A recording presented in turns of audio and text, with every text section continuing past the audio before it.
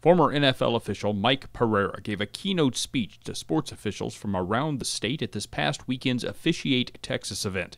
He now works in the Fox Sports broadcast booth. So do people recognize him on the street? I'm going to tell you, 60% of the time people come up to me and say, "I know you."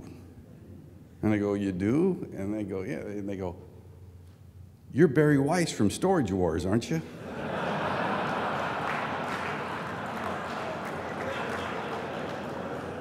And then there was a guy in my hometown, Sacramento. I spoke at the Rotary Club. And when I went into the parking lot, it's a pay parking lot, so you have to validate your ticket. So I spoke. This is my hometown. I spoke, and I went to get my ticket validated at the front desk, and the guy, I said to the young man, I said, I just spoke at the Rotary Club there, can I get my ticket validated? And he goes, "I recognize you." And I'm tired of it. And I said, "Do you watch Storage Wars?" He goes, "That's it, that's it." He also discussed a new charitable initiative, and we caught up with him after the address to ask about it. Yeah, there is a shortage of officials in the country, and so we need to find more quality people to get involved in officiating. And so we started a foundation, and what we're going to do is offer returning vets scholarships to become officials in any sport they want to be in. It doesn't have to be football, it could be basketball, baseball, wrestling, track and field, whatever it might be. But we're going to pay for their uniform and their equipment and their dues to their association, get them a mentor, get them, basic coverage with NASO.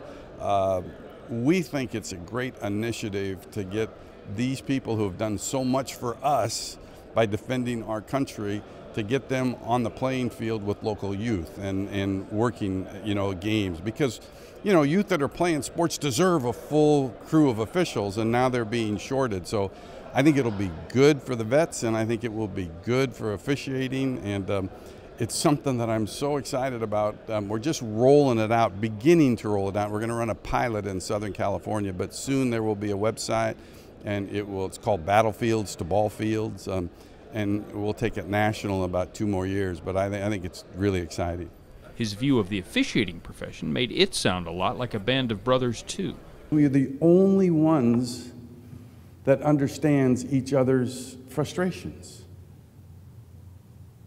We are the only ones that will come to the aid of our fellow officials. We all have hardships. And in my particular case, in my hardships, a lot of them have been physical. I got cancer when I was 25. I, like Lance Armstrong, lost a testicle. Who rallied to my side? My officiating buddies, even at my early days. What got me through those dark times? Officiating. And he clearly believes those officials deserve respect.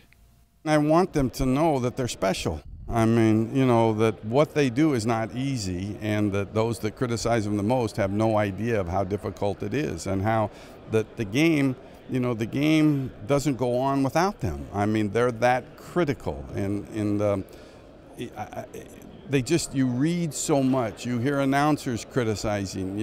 Everybody wants to criticize. Nobody wants to applaud unless it's on a video that somebody shoots where they don't have any choice other than to say something good.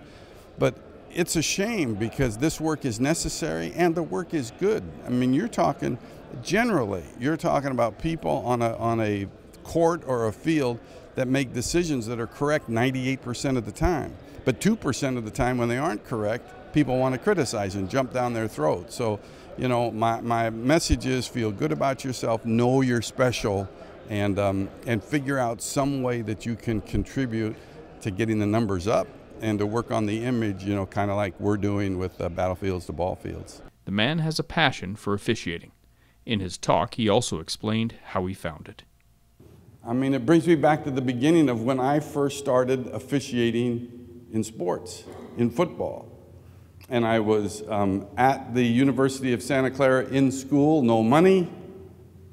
Had a father that was doing some officiating, and a guy came to me and said, How about officiating Pop Warner football on Sundays in East Palo Alto? 3 games, $10 cash a game, $30. 1971. My dad officiated. I'd seen him run off of fields, yelled at, cursed at, but $30 trumped that. And I was out on this field, didn't yet know the rules as well as I should. Parents were on the sidelines yelling at me, and I got the biggest adrenaline rush of my life. I mean, I found my calling in a Pop Warner football game in East Palo Alto in 1971. For the Fort Worth Weekly, I'm Rush Olson.